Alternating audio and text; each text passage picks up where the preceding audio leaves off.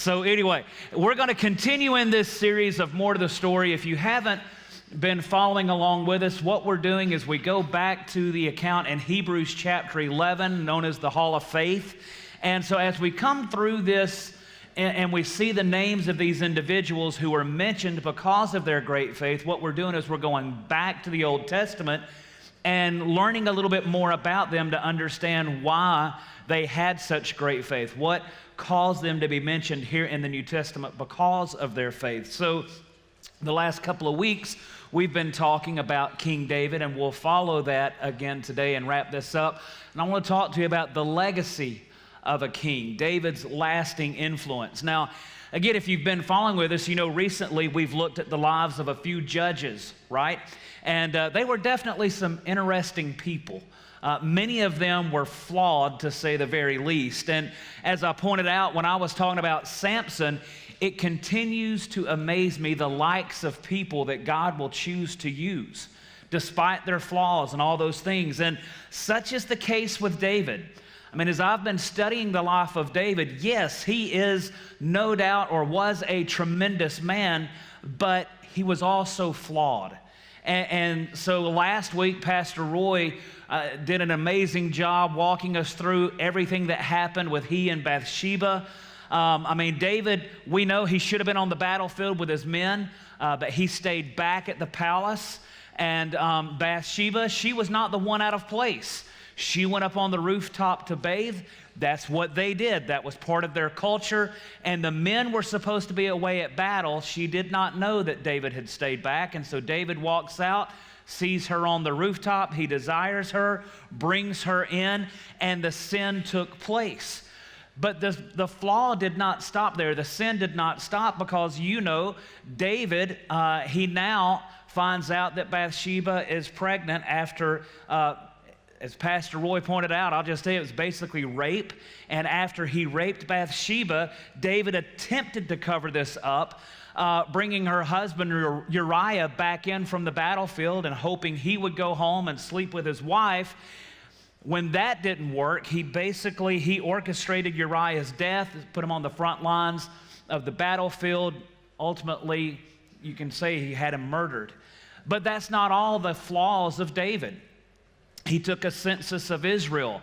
And what happened is David wanted to count all the fighting men of Israel. And that may not seem like a big deal, but it is, because it shows pride and a reliance on military strength rather than trusting God. And so God was not pleased with that. He sent a plague there as punishment. And of course, David repented, but his flaws didn't stop. He failed to deal with his son Amnon. He failed to bring justice after Amnon had raped his half-sister Tamar.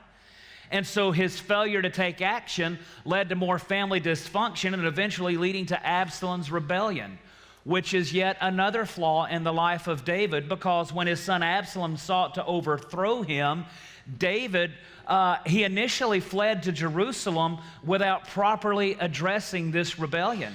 And so while this may not be a sin in the traditional sense, his failure to effectively handle the situation led to greater unrest and suffering for the entire nation. And I bring all this out because these incidents show that while David was a man after God's own heart, he was still prone to moral failures and serious mistakes. And we get asked, when I say we, I'm talking about our pastors, our elders, we'll get asked, how could a man after God's own heart, how could a guy like David with all these flaws and mistakes even be referred to as a man after God's own heart? Well, the significance of this is that he was a man of God's choice. See, it's about the place the man has in the heart of God, not the place that God has in the heart of man. Basically, the point is that God's heart was filled with David, not that David's heart was necessarily filled with God. But David, despite his failures, he loved God. He loved the people of God. And he gave us a lesson about how to end well. And so today I want us to look at that together. Now, this moment is going to come to all of us. I don't know how it's going to happen. I don't know when it's going to happen. For me, this started for me about 6 years ago when my sister called me and I answered the phone, and she was letting me know that my greatest hero in life, my pops, had passed away. About a year before he passed away, my dad passed away. And so Jody, Grace, myself, we got in the car, we drove down to Atlanta. And I know everybody thinks I'm from the Bronx, but you can tell I'm from Atlanta, from the accent here. So we drove back home to Atlanta, and I remember walking there into the funeral home next to my brother, and knowing that my dad's passed, now Pops has passed, I just kind of bumped elbows with him. I said, well, Dad's gone, Pop's gone, you're next man up. And so he's like, yeah. I said, yeah, you're the man of the family now. You know, you're next. And he accepted that, but he didn't hold it long, because as you know, about 3 years after that, my brother passed. And so Jody, Grace, and I, again, we're driving back down to Atlanta, and we get to the church where we're going to celebrate the life of my brother. And as we're walking into the church, it's almost like, I can remember it. It's almost just like he was right there. I could hear my brother saying to me, you're next man up. And I'll be honest, that's when it really kind of hit me. That, yeah, I am. We're all human. And so it's that moment where I'm like, well, one day I'm going to be gone as well. One day, someone's going to call my daughter and say, hey, your dad is gone. Someone's going to call my wife and say, your husband is gone. It's going to happen to all of us. And I don't know if it's happened to you or how it'll happen to you, but one day, I think this just becomes part of our thought life, and I don't really think it's morbid. I think it's just we realize that we've got more days behind us than we do in front of us.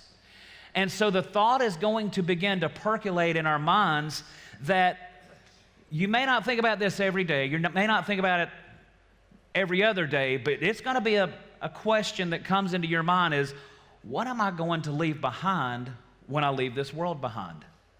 I think that's just a natural question. So years ago, I remember reading, I don't remember who it was, but said there's 3 things that we think of when we begin to think about what happens when we leave this world. And so for most of us in the room today, our mind will immediately go to this word, inheritance. What am I going to leave behind when I leave this world? We think of inheritance. So if I were to ask you, when you die, what are you going to leave behind? I think a lot of you would say, well, I hope to be able to leave enough money that the Cleveland Browns can buy out the quarterback's contract to get a real quarterback, and while they're at it, get a coach and new ownership. Honestly, I don't care. I'm a Steelers fan. So, but my people, man, I've got dogs barking, I've got, man, should have brought the terrible towel this morning. But look, here's the thing. When we think about checking out, we think about the inheritance. Like, some will think, well, I want to leave enough money so that they can get an education, and that's fine. We think of all those kind of things. Nothing is necessarily wrong with that. I want to leave enough money so that maybe they can get their first house. Again, nothing wrong with that. Or I want to take this and leave it to him, and this is definitely going to her. We think about all the things and all the stuff, but then after we think about the inheritance, our mind will go to the individuals. We start thinking about the people that we're going to leave behind, the people we love, the people that we know, the people we grew up with, the people we went to school with, the people that we live with, our family, the people we did business with. And then the third thing, it's something that we definitely should think about. Really, it should be the first thing, but usually the third thing that we'll think about is the influence. What kind of an influence am I going to leave when I leave this world? Now listen, here's why we should focus on this. Your influence should long outlive your inheritance. And I hope you'll let that kind of sink in as we continue to talk about this morning. Your influence should long outlive the people that you leave behind. It's what we call our legacy. And so because at the end of the day, your legacy is not going to be determined by your possessions. Your legacy will be determined by the people. It won't be determined by the inheritance that you left behind. It'll be determined by the influence that you left. Now, you and I, we may not be like King David. We've been studying him the last couple of weeks. So you and I, we may not be a king, but we can still leave a legacy that's worthy of a king. Now we're only taking 3 weeks to look at the life of David. you understand we're not even really getting to scratch the surface of his life. I think we could go a year, maybe even closer to 2 years, and still not cover everything in the life of David. So you got to understand, we're just trying to whet your appetite so that maybe you'll go home and do a little bit more reading and studying on the life of David yourself. So Pastor Roy brought us into when David was anointed as king, and then how he faced Goliath, then last week about some of the flaws, especially with Bathsheba. So we've seen all of that. But David is such a vital person in the Bible. There's so much to cover. We can't cover it all. So I'm going to kind of wrap it up, and we're going to take us to the end of his life because he's about to check out. You understand that David, there's more said about David in the Bible than any other man in the Bible except Jesus. David is the first man mentioned after Jesus in the New Testament, and he is the last man mentioned besides Jesus in the New Testament. David is the only person in the Bible to have said of him that he is a man after God's own heart. So as we're closing out this on David today, we're going to see how he's more of a builder, a guy who would risk his life saving up and getting all the funds ready to build this temple for God. We're going to see that as he's been teaching us how to live, he has been doing that. Today he's going to teach us kind of how we can die, but not just how to make sure that we die right, but how to leave behind the legacy we'd all like to leave. Now, the Bible tells us in Acts chapter 13 and verse 36 that David served his own generation by the will of God. Look, understand, when we serve our own generation well, it means we're serving future generations, all right? Because we're investing in people now that will be investing in the next generation. So when we hear David's name, again, we may think of Goliath, we may think of Bathsheba, but today we're going to see him as a builder. So let's go back to the Old Testament now. 1 Chronicles chapter number 28. And what we're going to read today is the record of the end of David's life. These are the last recorded words that David is going to speak. So here's the background of today's text. David has spent 40 years as the king of Israel. I mean, he loves Israel. He has given everything he's got to make sure that Israel was everything that it ought to be. But he's no longer this shepherd boy who was watching his father's sheep, who slayed a giant. Instead, now he's an old man that's about to check out. He's preparing for his last journey. He's about to run out of runway. And so he's planned a legacy that he wants to leave. Now, unfortunately, it's not necessarily the legacy that he had hoped for. Chapter 28, verse 2 says, "Then King David rose to his feet." Now, understand his audience. He's speaking to the nation of Israel. He rose to his feet and said, "Hear me, my brothers and my people. I had it in my heart to build a house of rest for the ark of the covenant of the Lord and for the footstool of our God." Now, let me just stop here for a minute and explain this. David may be dying, but he is still strong enough to stand before his people. You have to remember, David, he's a unifier, and he's given his final instructions. And so when you get to that phrase, the footstool of our God, you need to know that the royal footstool is a symbol of a king's authority. And so by placing it in the temple, what's happening is David is communicating that the kingdom rest was intricately connected to the presence of God among his people. As you're reading Psalm 132, you will see that more and more. Psalm 32 goes right with this verse. But let's keep reading. He says, "And I made preparations for building, but God said to me, 'You may not build a house for my name, for you're a man of war and have shed blood.'" If there was one legacy that David wanted to leave behind before he died, he desperately wanted to build God's temple. He wanted to be the architect. He wanted to be the construction manager. I mean, he wanted to be the carpenter. He wanted to build this temple, but it wasn't to be. David faced this reality as only a man after God's own heart could face it. See, he had this deep desire to build the temple, but the Lord's answer was no. And David's response was acceptance. He heard the Lord's no, and he didn't resent it. See, you and I, we do have something in common with David here. And I hate to bust any bubbles in this room this morning, and I'm not really wanting to give you a sad thought, but you and I, we just need to understand something.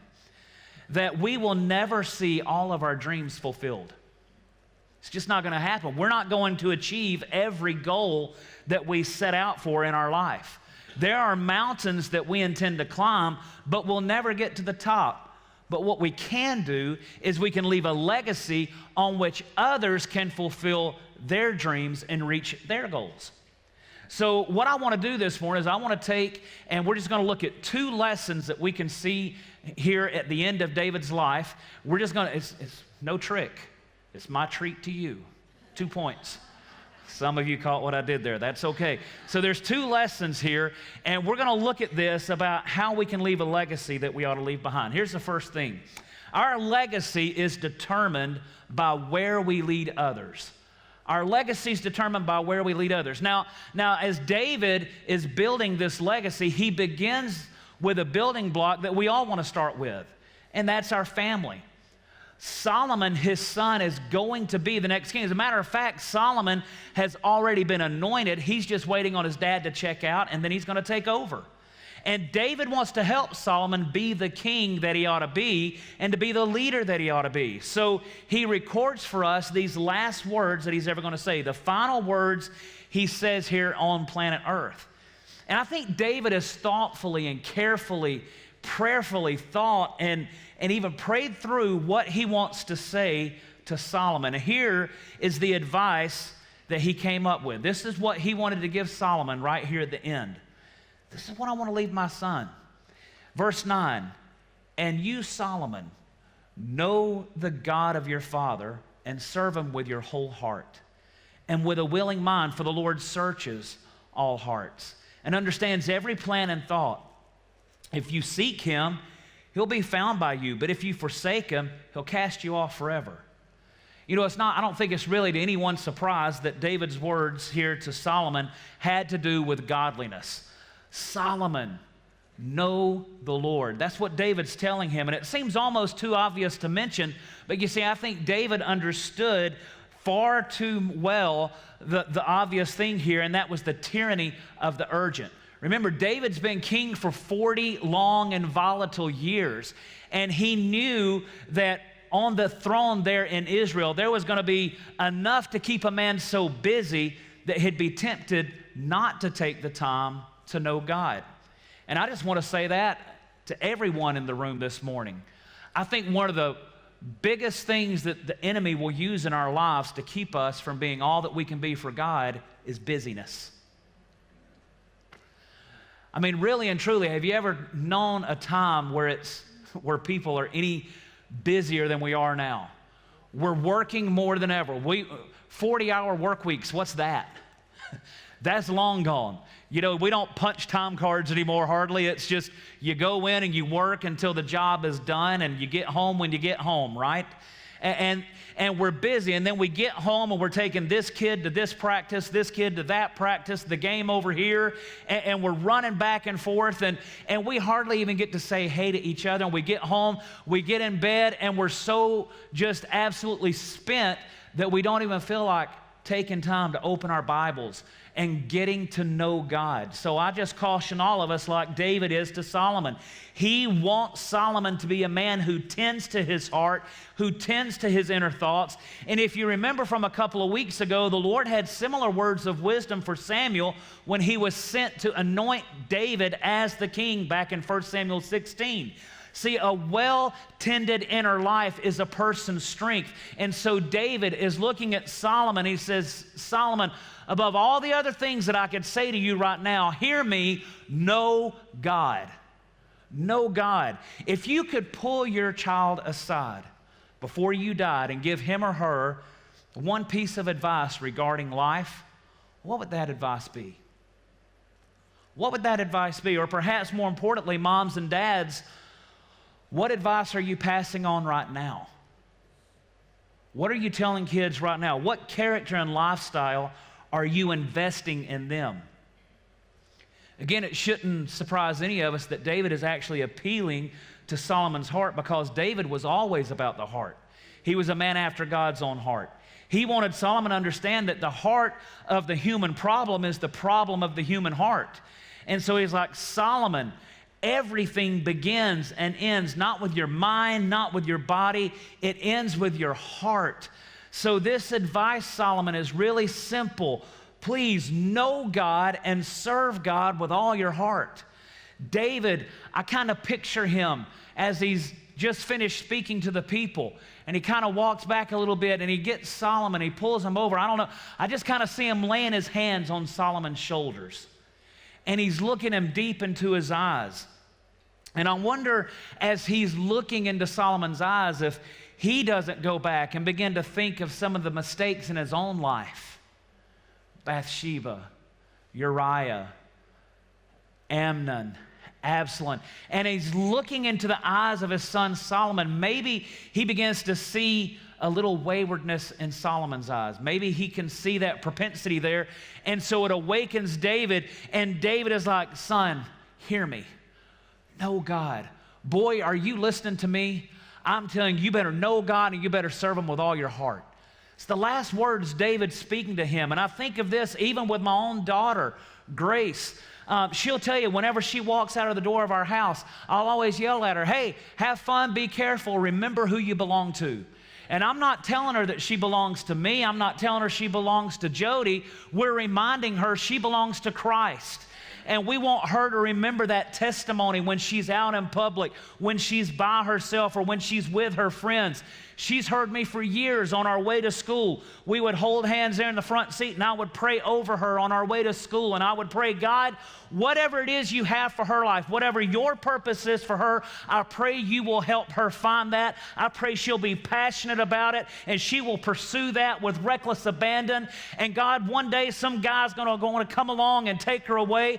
And you know what? I pray that whoever you put in her life, that he will want to know you, that he will love you, that he will seek after you, and that he'll love you more than he loves her. Why do you pray those kind of things over your kid? Because it's that important. It is that big of a deal. And David's looking at Solomon knowing he's about to check out. He said, Solomon, this is a huge kingdom and a lot of responsibilities. Forget all that. Know God.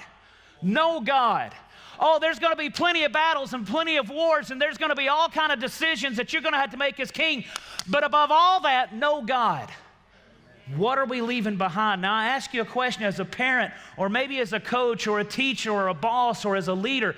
If you could pull your children, or your players, or your students, or your employees together, and you could give them one piece of advice that you knew it was regarding their life, and you knew beyond any shadow of a doubt that they would listen to it, can you think of any better advice to give them than to know God and serve God with all their heart?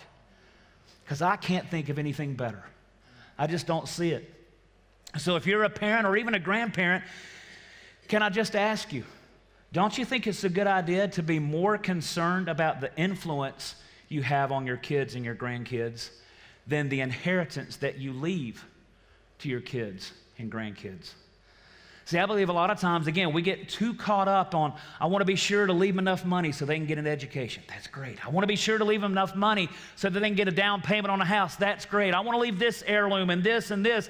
All of that's well and good, but don't you think it's more important that rather than the inheritance that we tend to focus on, we focus on the influence? And I say that because here's what's David done. He had done everything he knew to do to set Solomon up for success in every way. Think about what David's given to Solomon. He's giving him a nation that is united under one flag. A capital city called Jerusalem that's the envy of every other country in the world. A military force that is highly respected by all of their enemies. He's expanded the boundaries of the country from 6,000 square miles to 60,000 square miles. I mean, their economy is running on 8 cylinders. The worship songs of the nation, David wrote them. He's leaving behind a group of people that respect the king, honor the king, love the king. He's leaving behind a group of people that loves God and worships God. But David knew something.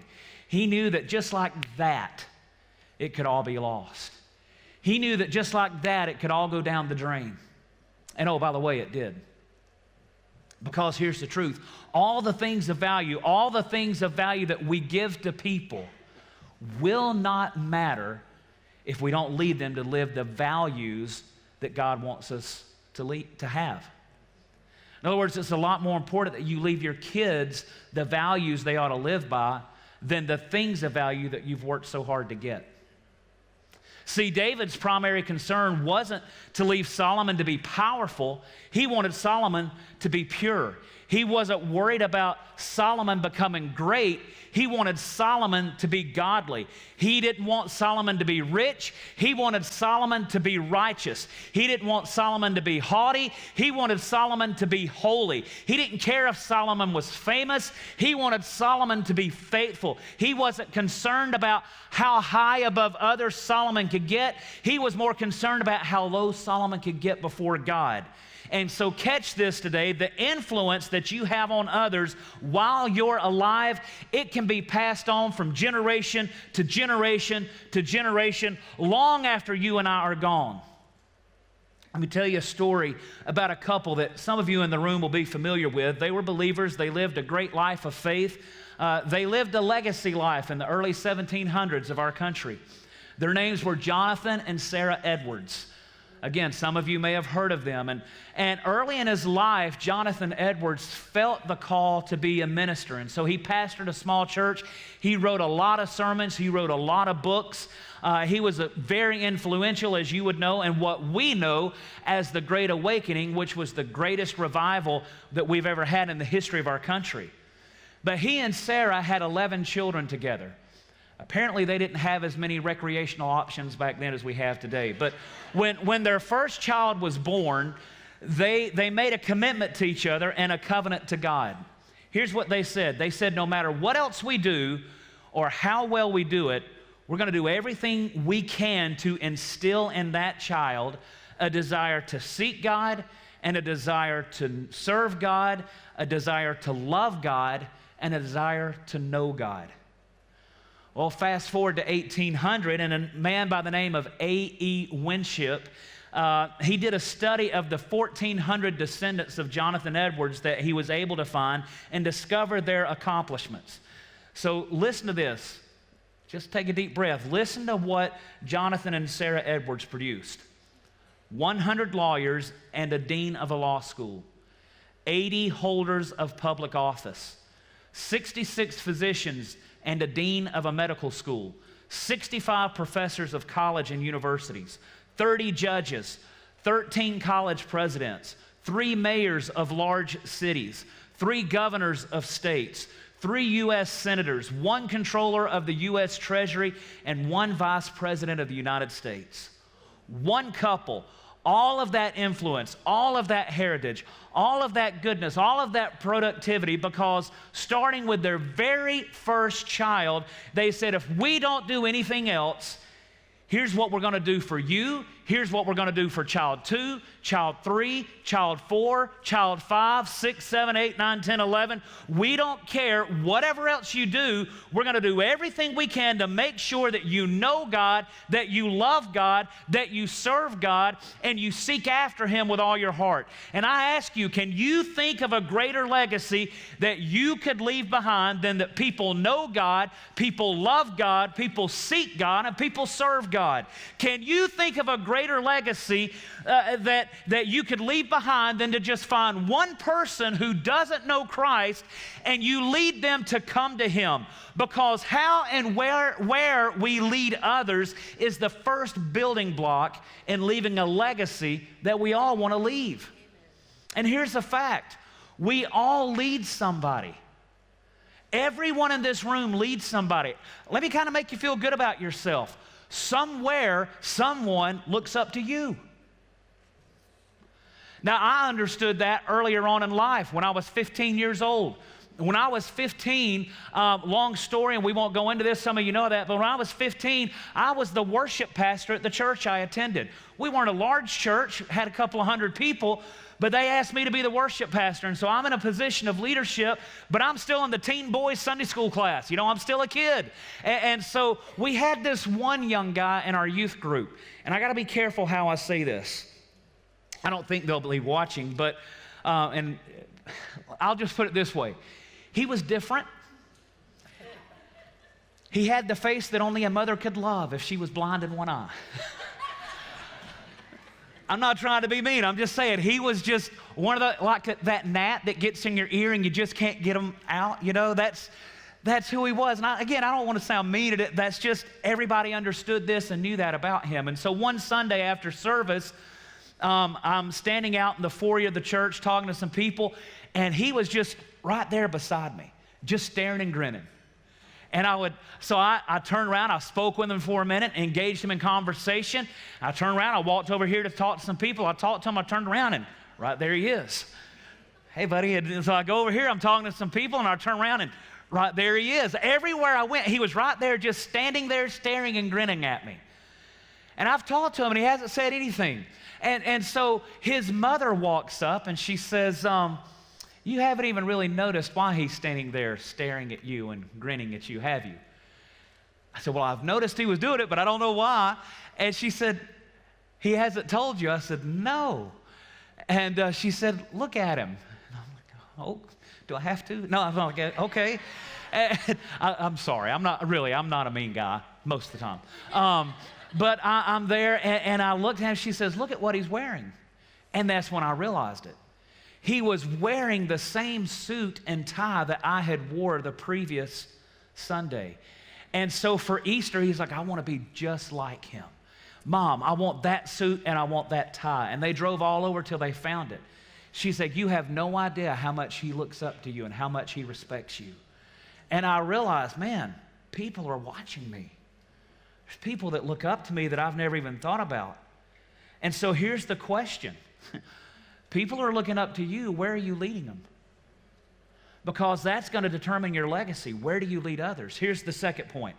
Our legacy is determined by what we leave in others. Where do we lead others, and what do we leave in others?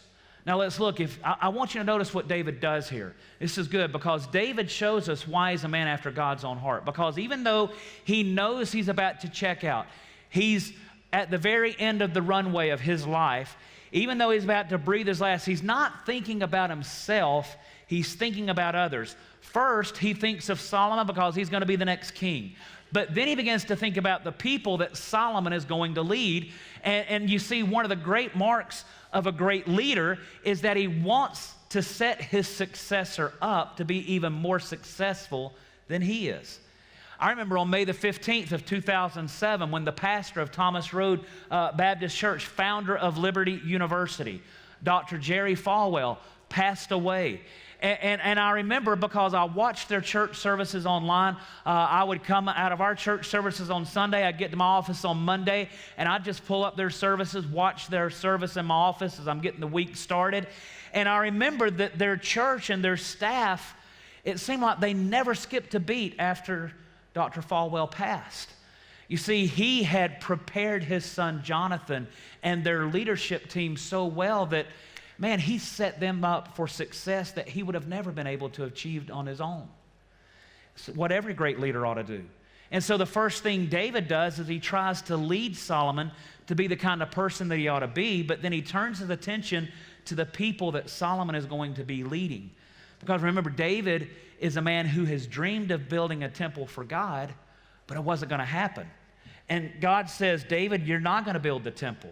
I know it's your passion, but you're a warrior, and your hands are filled with blood. So, David, you're not going to build the temple. But David had such a heart for God, such a love for God, and such a heart for what was best for others, he makes this incredible decision here. Here's what he does. He says, okay, so Lord, you're not going to let me build the temple? No, David, I'm not. And David says, okay, then I'm going to buy it. I'm going to pay for it. I'm going to make sure that Solomon does not have to raise one red cent for it. I'm going to make sure that he doesn't even have to oversee the construction of it. I'm going to make sure that it's paid for before it's ever even built. So he does two things. First of all, you got to understand, God's already given David the detailed plans for this temple. He's given him all the blueprints. And David could have kept all those to himself and looked at Solomon and said, okay, well, God didn't let me build it, so you figure it out, buddy. You're on your own. But David doesn't do that. He sets Solomon down. He goes over the blueprints, all the plans. He says, Solomon, you don't have to worry about how much this is going to be. You don't have to worry about how big this is going to be. You don't have to worry about how that's supposed to be or what color this is supposed to be. I got all that laid out. And I'm sure Solomon is a little bit overwhelmed in the moment thinking about all of this. And he's like, okay, Dad, that's all well and good, but man, how are we going to pay for that? And he says, well, you know what? I'm glad you asked that question. And so David sets out on one of the greatest examples for other people that you're going to find anywhere else in the Bible, because David is not primarily interested in leaving a temple for his people. He's more interested in leaving a love in the people for God's temple. So look at this. In chapter 29, verse number 1, David, the king, said to all the assembly. Now this assembly is all the military commanders, the leaders of the tribes, the officials of the kingdom, everyone that's been mentioned back in chapter 27. This is kind of the king's cabinet, if you will. And he looks at the assembly and he says, Solomon, my son, whom God alone has chosen, he's young and inexperienced, and the work is great, for the palace will not be for man, but for the Lord God.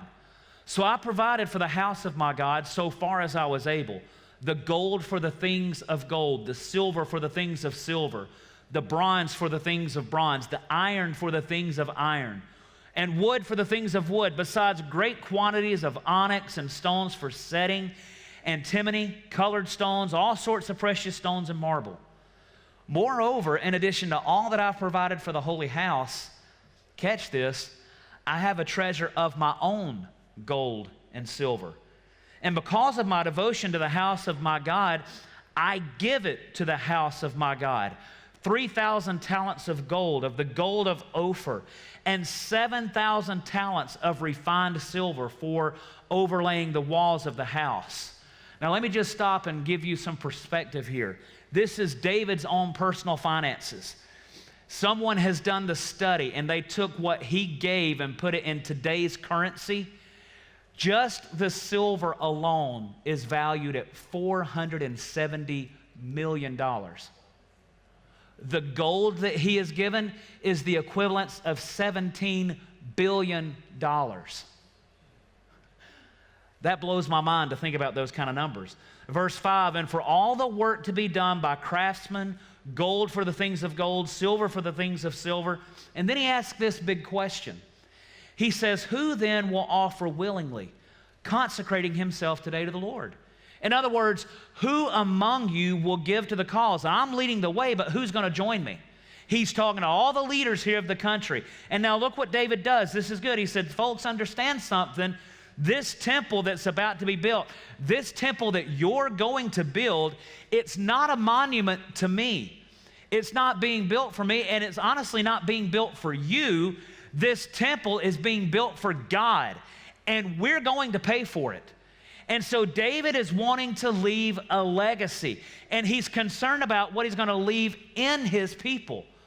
Warren Wiersbe says this, no amount of human machinery and organization can take the place of heartfelt consecration to the Lord. And so verses 6 through 9, there's some great stuff there. I encourage you to read that on your own time. It talks about after David has given this challenge, how the people respond to David's giving. And it says they began to give with a whole heart and encouraged David. David rejoiced greatly. And there's a lot in there, but that's not for today's message. I want us to jump now and look at the last prayer David ever prays. And I think outside of the prayer that Jesus prayed in the Gospel of John, this may be the greatest prayer recorded in Scripture. Because here's what David's doing. David has come full circle. David has been thinking about perhaps the day when he was just that little shepherd boy out there watching his dad's sheep, maybe looking out, sees the lion coming, and he went over there and he killed the lion. Maybe he begins to think, you got to remember he's a dying man. He's reminiscing all these things. And maybe he remembers the day that the bear comes out and he goes over and he kills the bear. Maybe he goes back to the day where he faced down Goliath in the valley of Elon. And with one little smooth stone, he took that giant down. Maybe he thinks of all the battles that he's fought, all the wars he's won, all the things that he's accomplished. And then he just begins to pray. Verse 10, therefore David blessed the Lord in the presence of all the assembly. And David said, blessed are you, O Lord, the God of Israel, our Father, forever and ever. Yours, O Lord, is the greatness and the power and the glory and the victory and majesty. For all that is in the heavens and in the earth is yours. Yours is the kingdom. And Lord, you are exalted as head above all. See, David is reminding his people, because again, he's about to check out, hey folks, this temple's not for me. This temple is for him. I may right now be the king of the most powerful nation on earth, but this kingdom doesn't belong to me. This kingdom doesn't belong to you. This kingdom belongs to him. The throne is not that chair sitting over there. The throne is up there. And so he wants his people to understand that. And he continues in verse 12, both riches and honor come from you, and you rule over all. In your hand are power and might. And in your hand it is to make great and to give strength to all. And now we thank you, our God, and we praise your glorious name. Here's what David's about to leave in his people. I'm going to leave you with this last thought. He says, you own nothing. God owns everything. That's what he's saying in that prayer. So here's what you and I need to think about. Everything that we own, your clothes, your house, your cars, your computers, your stocks, your bonds, your investments, your kids, wrap it all up in a box, put a big bow on it, and just hand it back to him, because it all belongs to him. Amen. It's not ours. So do you understand what David's doing? Some of you may have missed the story and you're thinking, oh yeah, he's showing that, hey, yeah, I can still build the temple. I'm getting it built and I'm going to pay for it. That's not what this story is about.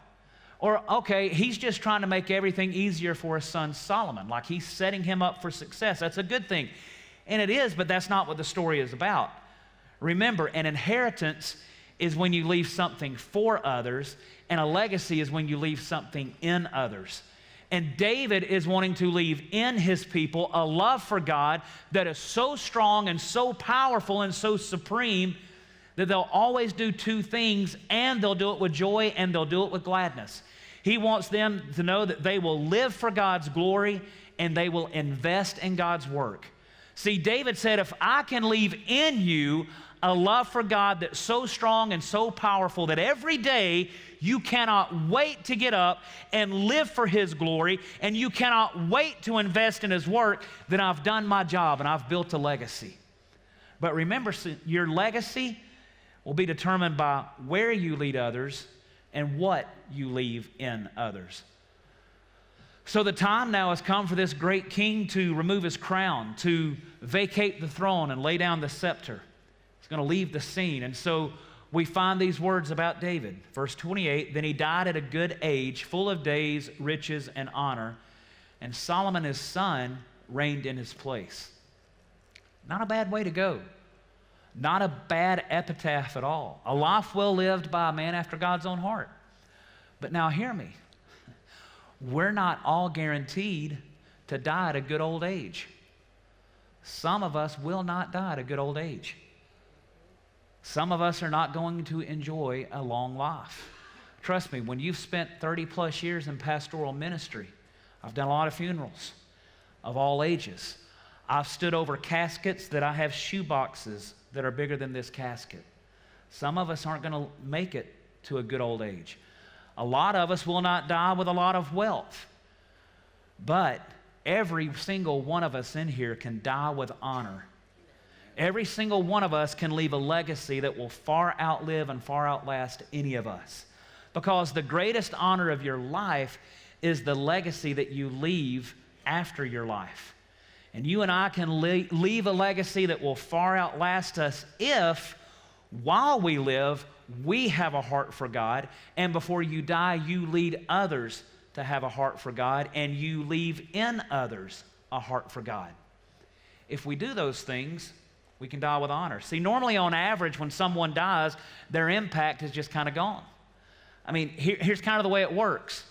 They pass, you have the funeral, you go to a restaurant or a house, you have some chicken parm. Down south, it will be fried chicken. But 2 days later, they're gone. You're back to work. And I hate to tell you, that's just kind of how it goes. Life goes on, but it doesn't have to be that way. How do I know? Well, I can tell you in one word why it doesn't have to be that way. Jesus. Jesus has been gone for 2,000 years, and his impact has not lessened in 2,000 years, but has grown astronomically. There are more people and more places on planet Earth today that worship Him and love Him and serve Him and believe in Him than any other time in the history of our world.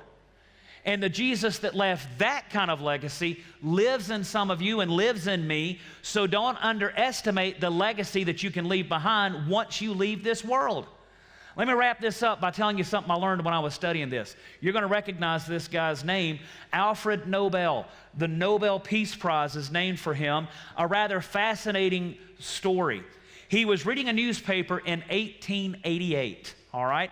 And so he picks up the newspaper one day, he begins to read this, and he saw his name, and when he saw his name, like any of us, well, why is my name in the newspaper? So he began to read the article, and after he's reading the article for just a little bit, he buries his face in his hands, and they say he just began to weep uncontrollably. See, Alfred was a Swedish chemist, and he had made a fortune by one invention, dynamite. And because he invented dynamite, he became an unbelievably wealthy man. But the reason he's crying is because his brother Ludwig had died in France, and he thought he was reading his obituary. The problem was that the French newspaper confused him with his brother, and instead of writing his brother's obituary, they had written his obituary, and he wasn't dead yet. And now you may be thinking, okay, he's not dead yet. He should be happy. He should be rejoicing. No, he was broken. He was weeping. Why? Because of the headline that was over his obituary. And here's what it read: "The merchant of death is dead." How would you like for that to be your legacy? How would you like that to be what the world remembers you for? The merchant of death is dead. So he read that, it broke him, it shattered him, and he wept, he cried, and once he got his composure back a little bit, he made a determination. He said, my obituary is not going to be about that. I'm not going to leave a legacy and be known as a man who invented something that could kill people, cripple people, or ruin people's lives. I'm not going to do that. So he made up his mind. He said, I'm going to change my legacy. And when he died 8 years later, he left more than $9 million to fund awards that is still going on today for people whose works benefits humanity or brings life and not death, brings peace and not war. See, he made sure that before he died, I'm going to leave a life behind that will be of lasting value. I'm going to leave a life behind that my kids and my grandkids, their grandkids, they can look at that and they can look back and say, yeah, he was my ancestor and I am proud to bear his name. And we're all going to leave this world sooner than we think. May we lead others to have a heart for God, and may we leave in others a heart for God, because that will be a legacy that will last forever. David's legacy is a long one. It's a rich one. He brought unity to the nation of Israel. He brought peace to their land. He extended the borders of the kingdom. God chose him to establish the dynasty that would eventually bring Jesus into the world. He provided much of the wealth that was used to build the temple. He also had a lot to do with the king that had constructed it. He purchased the site where the temple was built. God gave David the plans for the temple. David recruited the workers to build it. He wrote songs to sing while worshiping God. He even provided the instruments that they could use while worshiping. He taught his people that worshiping God is a number one priority for them. He organized the temple ministry that was to take place. And before he died, he encouraged Solomon, challenged the leaders, gave to the king a united people who were excited about building God's temple. And over these last 3 weeks, we've learned from David's life both how to live, what to do, what not to do, what to avoid, but then today, how to leave a legacy that will be remembered for all time. How about you? If you knew you were staring at the last bit of runway in your life, what would your legacy be? If you aren't happy with what it might be, well, you're at a good place to do some business with God and see how you could change that. For some of you in the room, the first step in changing your legacy is going to be that you need to give your life to Christ. If you've never done that, I'm going to ask you to bow your heads and close your eyes for just a moment. I wonder how many in the room today you could change the legacy of your family for generations to come. if today you would just determine you're going to live for Him. Or for some of you, today you decide to give your life to Him. You know, we started out talking about the flaws in the life of David, right? He wasn't perfect, but he loved God. And look at the legacy God allowed him to leave behind. I want to encourage you with something I learned a long time ago. Your past doesn't define who you are. And it doesn't matter up to this point what we've done. God still loves you. He's still there for you. Maybe you've trusted in Him and just kind of strayed. Well, get back on track and leave the legacy. Start investing in others. Worry about your influence more than the inheritance. But for some, you've made mistakes in your past, but you've never asked Christ to forgive you of all that. You've never invited Christ into your life. And if you're sitting here today and you're wrestling with that, or you feel a little bit of a thumping in your chest, let me just invite you, don't fight it. Invite Him into your life today. Well, I don't know how to do that, Pastor Jamey. Well, it's just a simple prayer of faith. You can pray something like this behind me, and it's not my words, it's your faith, but it's something that you can pray and like, Lord Jesus, God, I'm sorry for the flaws. I'm sorry for all the sin and mistakes in my life. God, I'm confessing to you right now that I can't do this on my own. I need you to forgive me and be my Savior. God, the best way I know how, I'm putting my faith in you and you alone to be my Savior so that heaven can be my home when I die. I want to leave a legacy that will point others to you and give you honor and give you glory.